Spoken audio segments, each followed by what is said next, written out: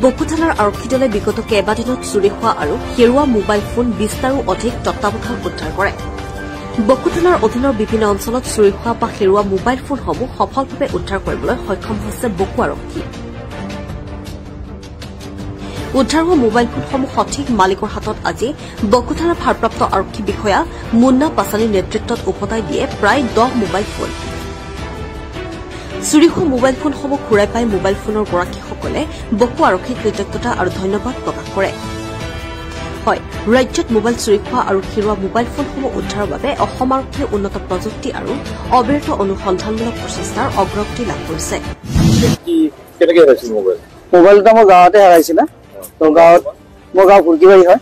তো গাঁৱতে হেৰাইছিলে। তো থানাত হেৰি দিলোঁ, ৰিপৰ্ট কৰিলোঁ। ৰিপৰ্ট কৰাৰ পিছত আপোনাৰ 10-15 দিনৰ পিছত মোবাইলটো পালে। তো ভাল লাগিলে। 2টা মোবাইল আছিলে। দুটা চাৰ্জত লগোৱা আছিলে, তেনেকে কোনোবাই লৈ গৈছে।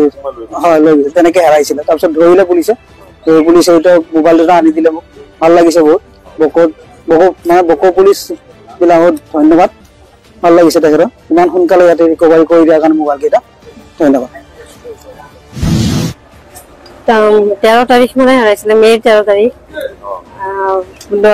মই মানে ৰাজাপাৰা হোটেল এখনৰ পৰা ওলাই আহি মানে পাণ দোকান এখনত কিবা কিনি তাতে মোৰ মানে পৰিলে নে দোকানখনতে এৰিলো, মানে ইমান ঠিক মনত নাই।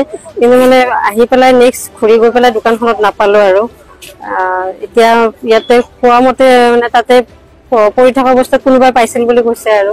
এতিয়া ফোনটো যিহেতু পাইছো বহুত ভাল লাগিছে আৰু বকো আৰক্ষী থানালৈ বহুত বহুত ধন্যবাদ ফোনটো পোৱাত সহায় কৰি দিলে।